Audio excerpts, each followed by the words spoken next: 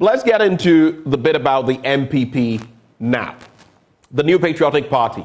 It is getting to the end of this year, into that primary to select a candidate, a flag bearer, to lead the party into election 2024. So far, 5 candidates have picked up forms. Today, tomorrow, I hear more are going to be picking up these forms. I'll start with you, Prof. On the back of those that we've seen who have picked up the forms, the Agric Minister, former Agric Minister, Dr. Owusu-Efiri Akoto, we have former Energy Minister, Boakye Jarko, we have former General Secretary, a lot of the formers, former General Secretary of the party, Kwabena Ejapong, there's former Member of Parliament for Mampong, Francis Adainumo, and of course, there is also the current Vice President, Dr. Mahamudu Bawumia. This gentleman, this question goes to all of you gentlemen. Very brief thoughts. When you look at these happenings in the NPP and the numbers that are picked so far, what is your reading? Is this what you would have expected at this point in time? Would you have expected more?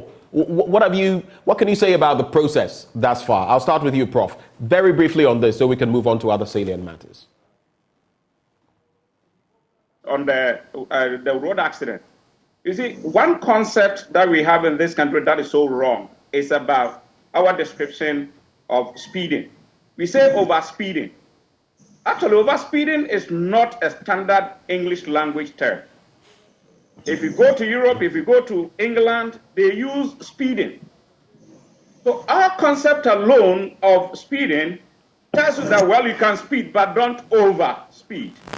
And so it makes it even very difficult for drivers themselves to say that we are overspeeding. We are speeding, sorry.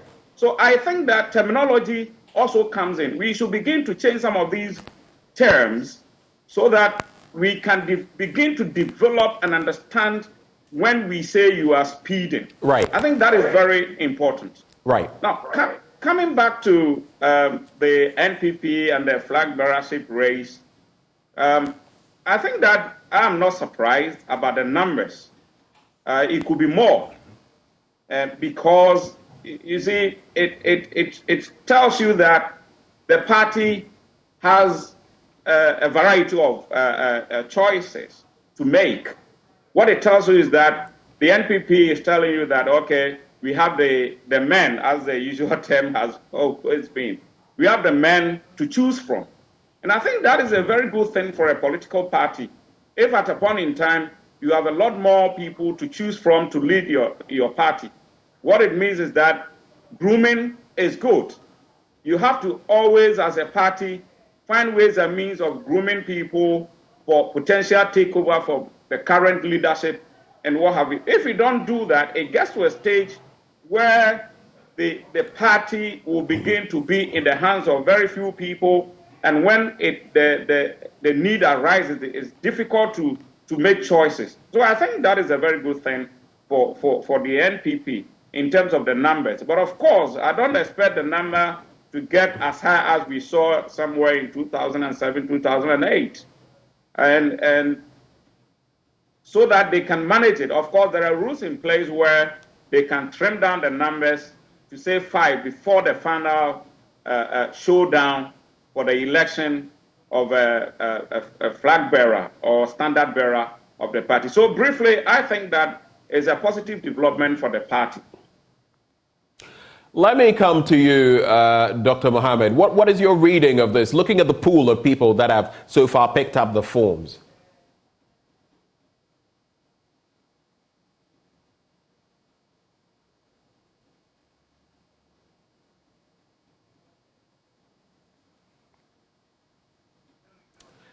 Doc, you would have to unmute, please, before you speak. Hello? I can hear you. Please go ahead. Yeah, so what I'm saying is that as much as I agree to Prof that competition is good, but over-competition can also have its own challenges.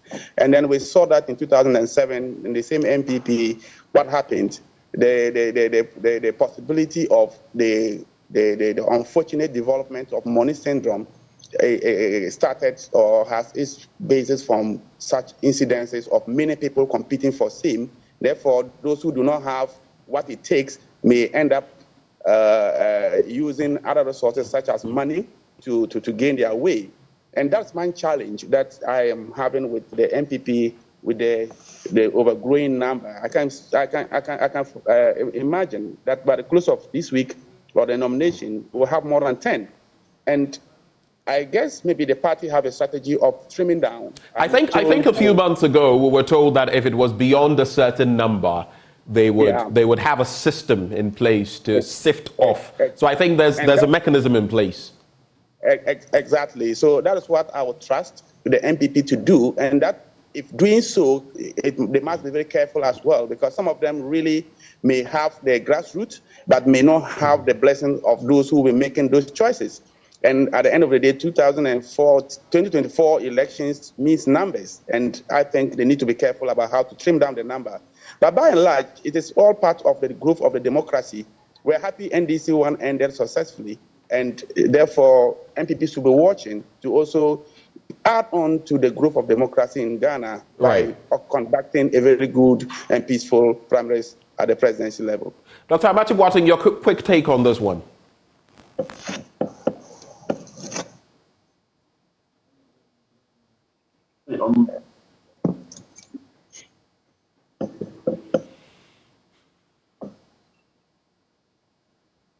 Can you hear me, Doc? Yes, I can hear you. I greeted, and I guess you also had to mute me or something like that.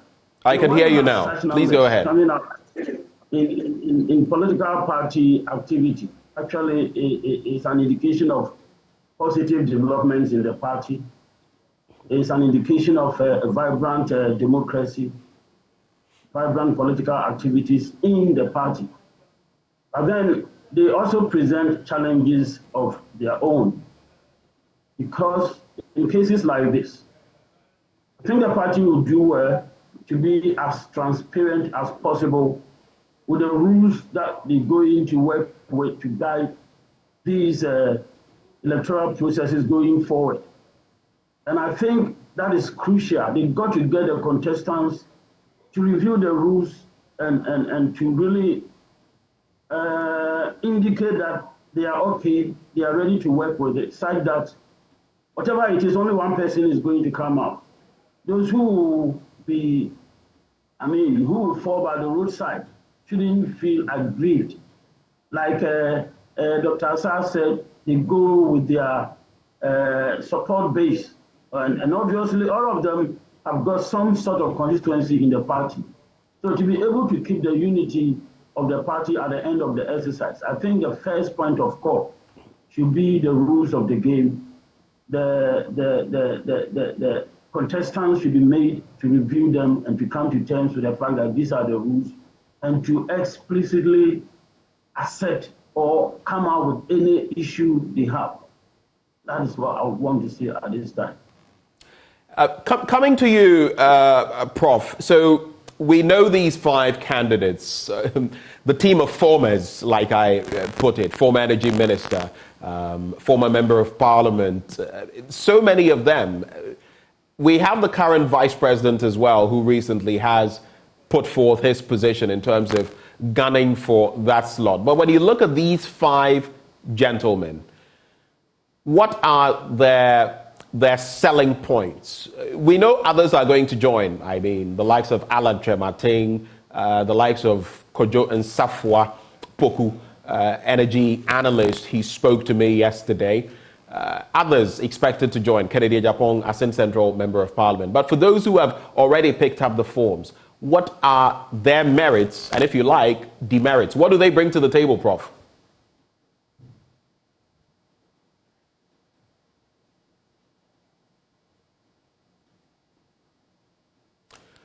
Looks like there is quite a delay once we get our guests to respond. Prof, if you've heard me, you may have to unmute and then make your point. Hello? Go ahead, Prof.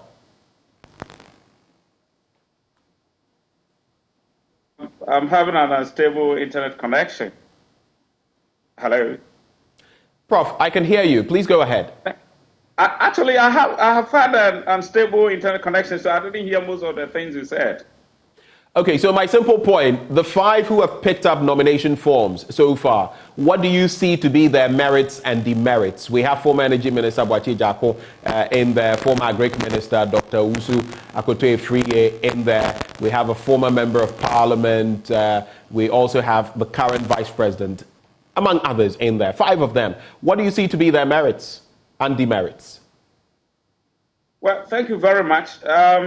You see, in an election, in electing a standard bearer of a political party, the most important thing you need to consider is the ability of the person you are electing to win the general election.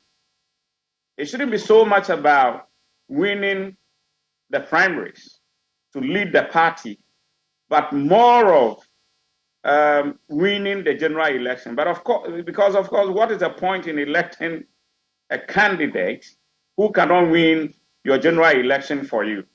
So I think that is something that if you are discussing the strengths and weaknesses of those who have picked nomination forms, we have to consider. To what extent can you sell a candidate? And to what extent has even the candidate already sold himself? To what extent is the candidate known around the country? Have the parties or the members of the party done their own investigations about the sellability of the candidate going to be elected? And I think that if you put all of them together, you'll realize that some may have advantage over others. Today, when you walk around the country, there are some names that have become household names and what have you. There are some, when you mention somewhere, people may not even be able to recognize. And so these are some of the things that may militate against some of the candidates and at the same time help facilitate the winning of the flagbearership primaries by some of the candidates. So it's a matter of balancing the equation. And I think that if you look at the names already mentioned, for 5 of them, Dr. Mahmoud Bawumia is well known in the country because of his position as the vice president. He's toured all the country throughout. And of course, there is nowhere in this country, perhaps where you mention Dr. Bawumia, people will not be able to recognize. In the same way, maybe when you mention somebody like Alan, people will be able to recognize, yes, we know the name, but you have to ask yourself, maybe when you talk about Adani Mo, how many people can recognize and how many people are going to be trooping in for him for the general election? If you mention Boakye Jaako, the former energy minister, and of course all of us know what happened before he was removed from office. Is this going to pan out in the election? He has a very determined personality. But the question is, if you are going to sell him out there to the general public, what is it likely to be? And so this Kwabena Japan is there. You know, Kwabena Japan, a very talented man. He was the general secretary of the party. Something happened. For want of a better word, I'll say he was ousted from office. And then he's continued to be part of the party, doing his own things to support the party and all that. When it comes to the contest, is he going to be able to win the primaries and subsequently the general election? These are some of the questions that we should be asking. And of course, as I sit here, when I look at the issues I've mentioned, I can clearly say that for now, the 5 people who have filed nomination forms, if they were to contest today, it is obvious that you know who is likely to win the contest. I don't. Who would?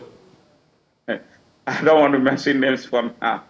You know, it's like as looking from things from afar as an analyst, you can imply certain things. You can pinpoint certain things, not directly, but indirectly. You can do your analysis and then people can take the clue out of what you have said. Sometimes, if you go forward to mention specific names, it will appear as though you are muddying some waters, and it's not a good way project yourself as an analyst. Right. You must be objective and put the things bare for people to make choices from what you have said. All right. So I don't want to mention specific names, but of course, if you listen to me carefully, you can understand where I was arriving at. All right.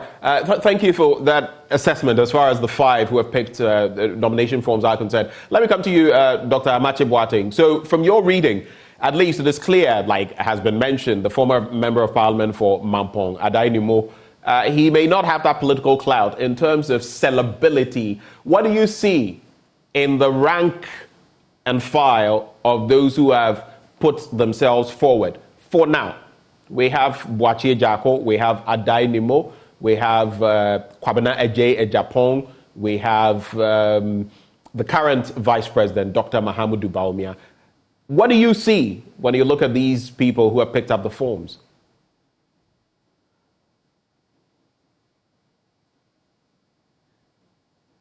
Hello, Doc. If you got the question, you may have to unmute. Okay, sorry for that. I think I'm through now. You are. Yes. I was saying that it's an interesting development, and then as it is, we know some people are here to, be added to the number. But for now, you want to look at this. Generally, in elections in Ghana, when we have a political turnover, you want to do an analysis there to tell exactly what really happens. And then a party loses the elections, and then the opposition wins and come in. And some of us have come to an understanding, and also from readings in the literature, have come to an understanding that there's a middle class in Ghana that plays the role of a king-making. And so we want to look at what these people look out for. And let's not forget about the fact that these middle class people also are able to influence a large number of the rank and file. And I like to believe that currently some feeding issues confronting Ghana include the economic challenge with the associated unemployment, political bureaucratic corruption, and crucially galamsey. So you want to look for the individual who will have this critical ingredient, the political will to address these issues, given the fact that it's also a known fact that members of the party in government, key members of the party in government tend to be involved, especially in the galamsey. When you talk of political bureaucratic corruption, the political angle almost always comes from, members of the, party in government. So who among these individuals will have the political will to look, in the face of their own and simply deal with them publicly? I'd like to believe that members of the middle class will be interested in some of these questions. And then what also do they bring on board as potential presidents of the country? How knowledgeable are they generally of development issues? And then the politics associated with it, are they able to, manage the interest coming from their own party? Politics is driven by interest. Interest coming from their own party vis-a-vis the need, if you like, to amass wealth.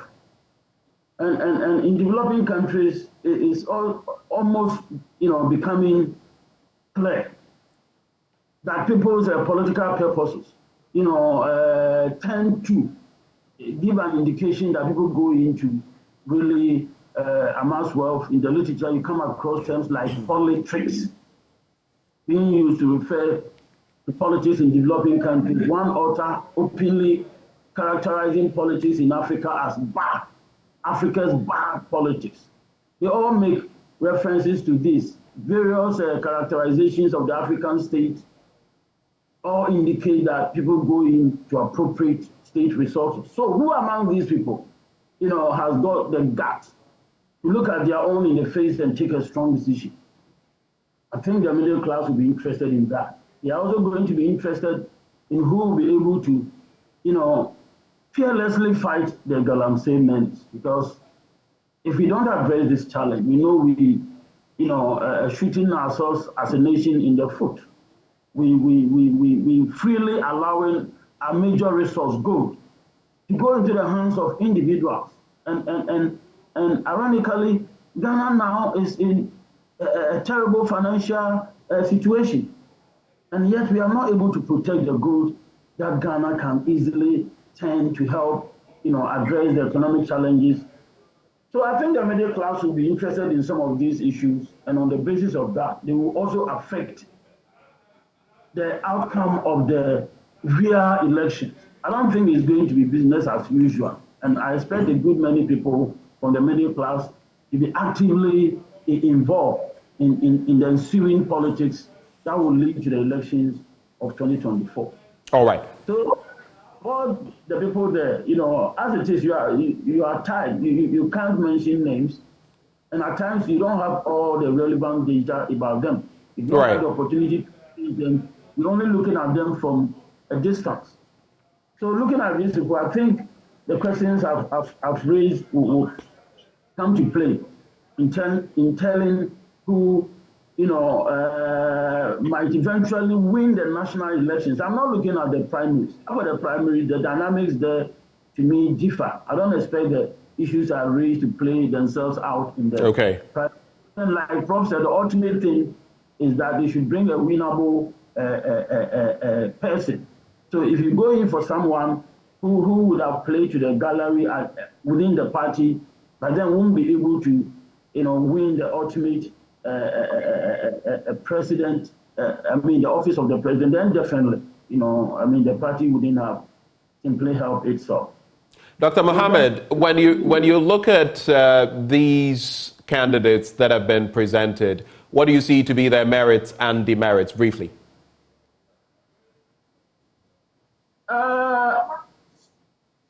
Looking at them from a distance, you see that they come in with various expertise, different from one another. And I'll look at the merits relative to their ability, one, to grow the economy, to help stem the challenge of political and economic bureaucracy, to be able to fight galamsey. I'll look at, say, Cardinal J. Japan. The days leading to his being chased out of the party, you could see that he demonstrated a strong political will, a principled individual. Ordinarily, you want to endorse him. He's tough, he's strong, he's principled. And that is what political scientists call a hard state. So he comes in with that, but then his major challenge will be he might not have had the opportunity to endear himself to a large number of Ghanaians. Mr. Adenimo has been around for a while. I think he's contested before, and yet it's difficult to say that you can easily market him.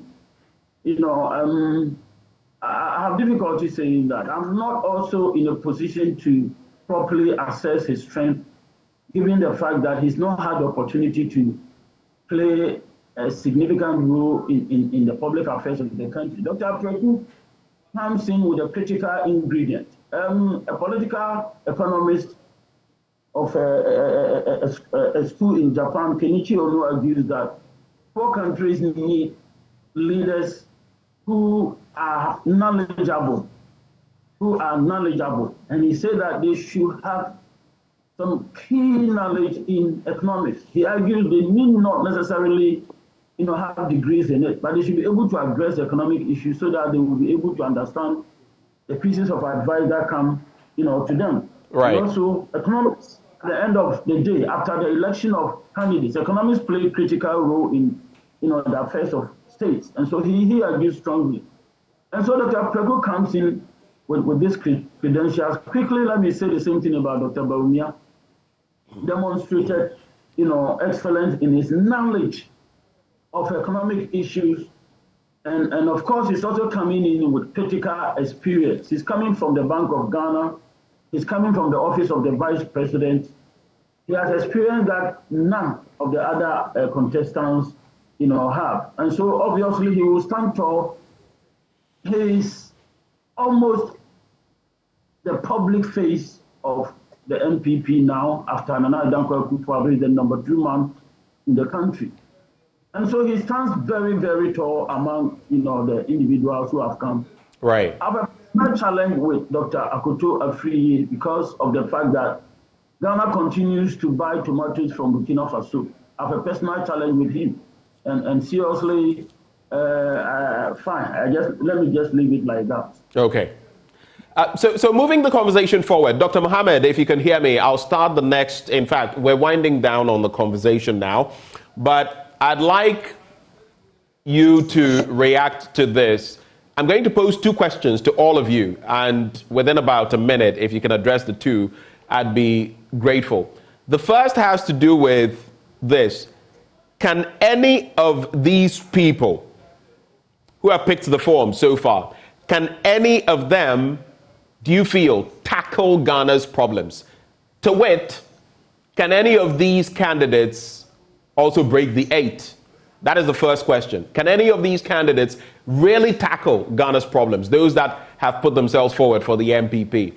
Can they break the 8? And the second question, I'm curious. In the midst of all of this, we don't have a lot of talk about women in politics at this level. We talk about women in parliament and all of that and at the grassroots level, but aren't we concerned that with the NDC, there's no woman who contested for the flag bearership slot? In the NPP, we're not seeing any woman going for that slot. Two quick questions in a minute, if you can, gentlemen. I'll start with you, Dr. Mohammed. Yeah, so very interesting development. I think looking at it from 2020, prior to the 2020 elections, there was a particular perspective that was very clear that the Baumia and Alan competition in the party was very obvious, that no other person could match them. But after the 2020 elections, the development in this country, as Dr. Mate said, has changed certain dynamics. And if listening to some NPP, very strong NPP delegates, there is a changing wind. And that wind is blowing strongly in favor of those that we think are unpopular. Now, that wind is blowing from the thinking of these people that those who are actually in government, so we are talking of the vice president, we are talking about the Akotos, we are talking about the Allans, they are becoming unpopular gradually. Right. I don't know to the extent to which we can substantiate that scientifically, but they are becoming unpopular for one reason, that the economy and the country is facing challenges, and that is an open secret that everybody is aware.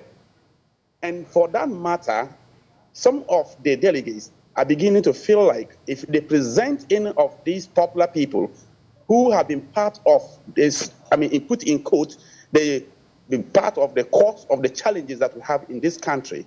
And I think Mate talked about Akoto not doing well in the agri sector, and that one has been so obvious. I personally have that challenge there. Then when it came to Baumia, and so good economist, but unfortunately his knowledge in economics was not able to rescue us to an extent. And sometimes I feel so bad that we are, with all this high level of training, we've not been able to make use of him at the time that we need him most, because this is the time that the economy is struggling, and this is the time that we need people with that background, classical economics or development economics, and he has that background in terms of training. But I am not so comfortable with the development in terms of his ability to make the changes or to influence the changes. Right. So there's a growing wind that people who are so much involved in causing the challenges that we have today might be one of the main reasons that may influence the elections. And you'll not be surprised that some of them are really gaining grounds and going around the country and then talking to a lot of people, especially from the side of the NPP. You can see people beginning to move away from such persons, Alan, Baumia, and moving towards to some of those that we think are unpopular. And in that development, if it continues this way for the next few months before the elections, if the economy is not going to make changes or things are not getting well, that wind will blow strongly against the so-called Baumia and Alan, and then those who have been part of government up to date.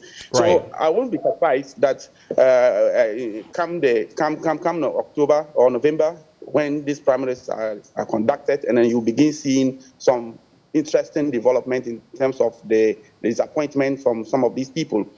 Then you talked about the woman factor.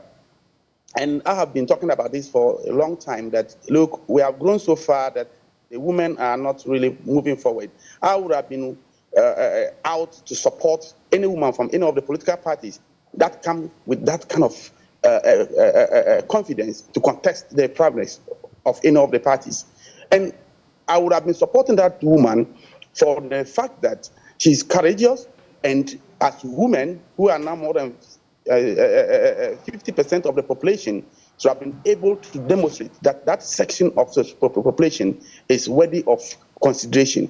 And I am a bit disappointed that we have not had that courage from the Ghanaian women, and I'm calling on them.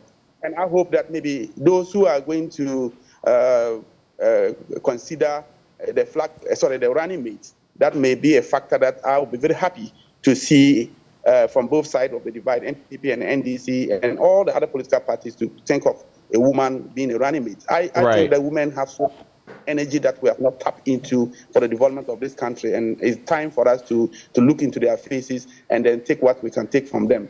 So generally, I think, yes, this elections is going to be a tough one. At the beginning, it was conclusive from, let's say, a year ago, that Alan or Baumia are going to lead. But now it is not so conclusive, and the competition is going. And I don't think any of them are just taking the forms and then for nothing. They have something to take, and then the competition could be more greater come few months. And October, we should expect that at the end of the day, something good will come. Anybody should not be surprised. Anybody should not be surprised that the big names may be disappointed. All right. Thank you, Doc, for those thoughts. Just a quick reminder that the likes of Ekuya Donko and Bridget Jogbanuku, in fact, Nana Kunedo Ajiman Rawlings, all of them have also put themselves forward at a point. And in terms of the votes that they got, that is also another angle that we could be looking at. Are we even ready for this? Dr. Amachi Boateng, quick thoughts on that?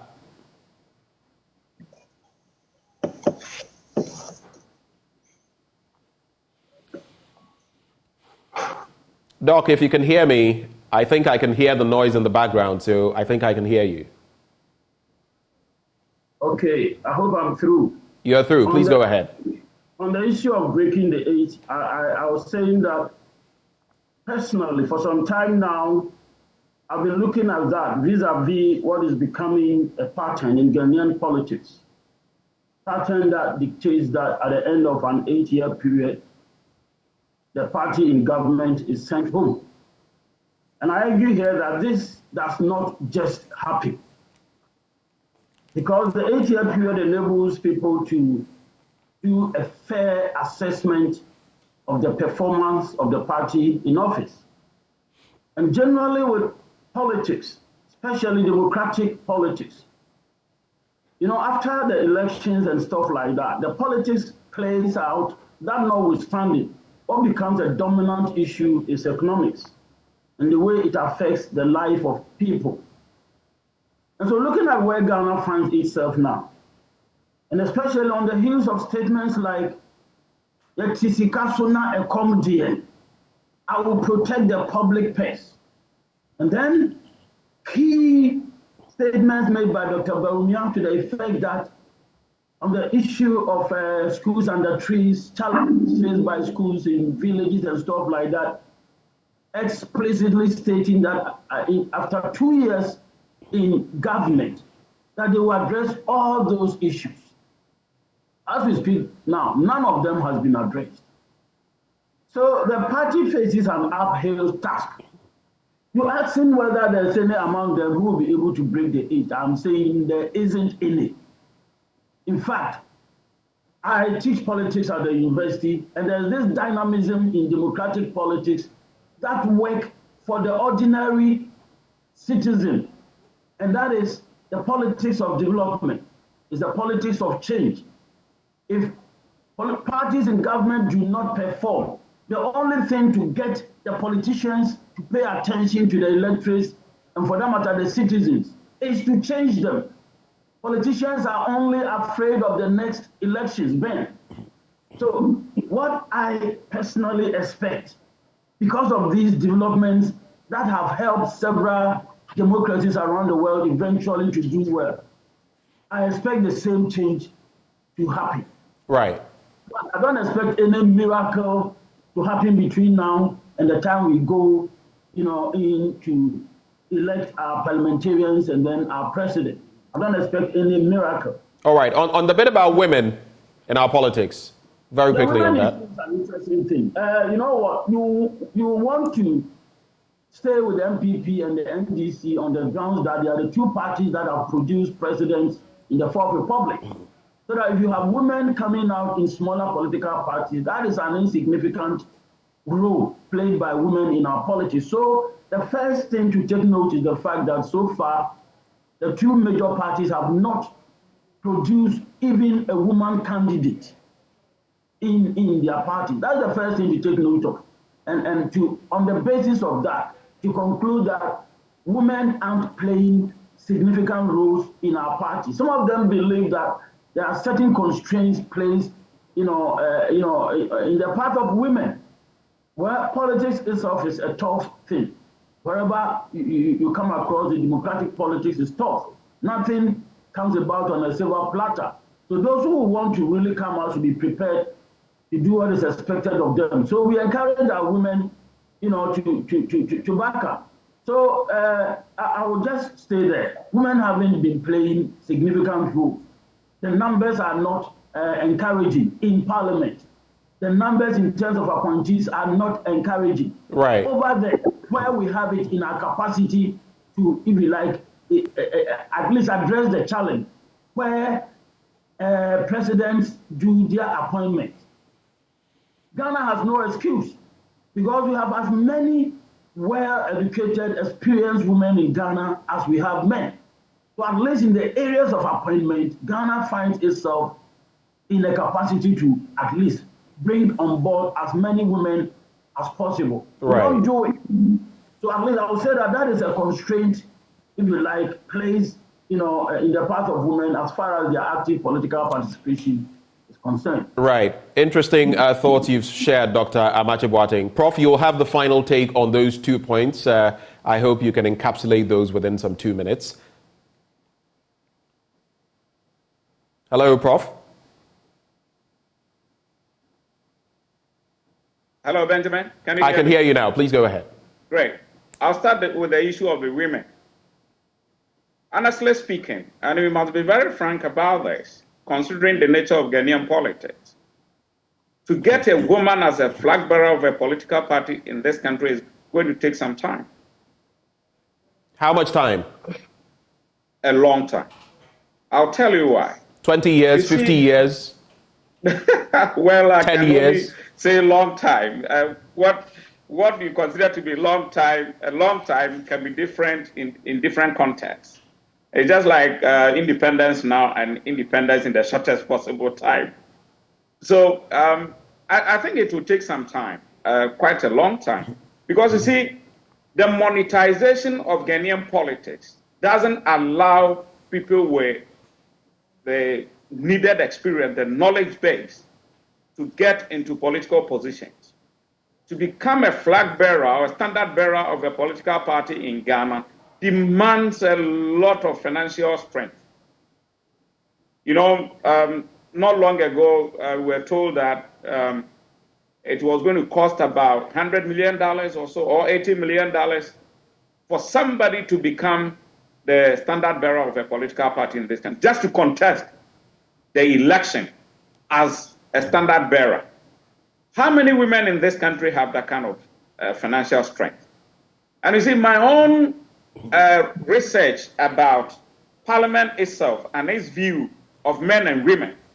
I have a research paper on the discursive construction of men and women, gender in Ghanaian parliamentary discourse. And even among the MPs, if you look at their concepts of conceptualization of women and men, it tells you that it's going to take a long time Right. for us to appreciate that we need a lot more women in positions of governance, in positions of authority. Right. Sometimes there's that kind of acknowledgement that women can do it. But putting the right measures in place is so difficult. You remember the affirmative action bill. Where is it now? And how far have we gone with it? So for me, the most important thing now for women in this country is to target a lot more of, let's say, parliamentary positions in the various political parties.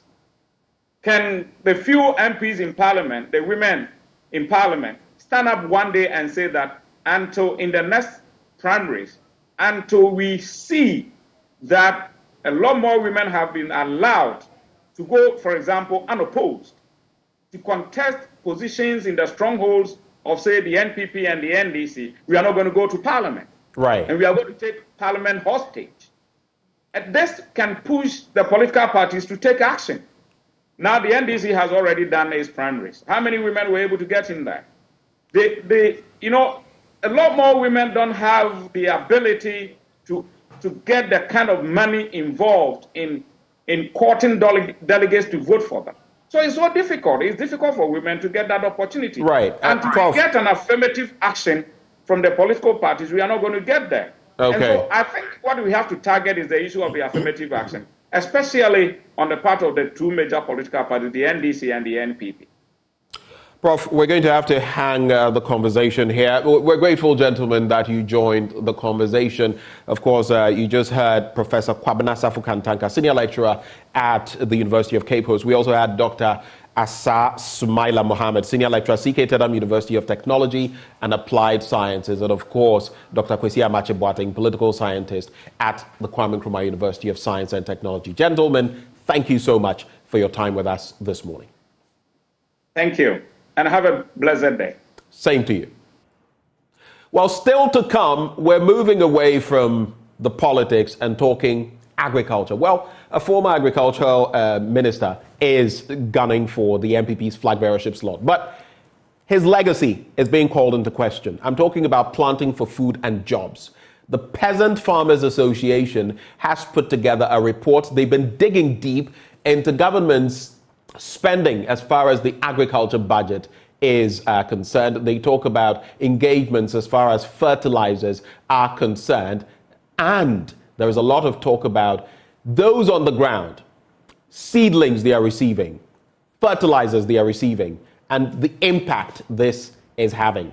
We have that conversation this morning as we are joined by our guests in the sector, including the Peasant Farmers Association. They, of course, will be walking us through what exactly is happening and whether Planting for Food and Jobs as a flagship program is meeting what we expected of it. That conversation up next on the AM show with Bernice Abubedu Lanza. Do stay.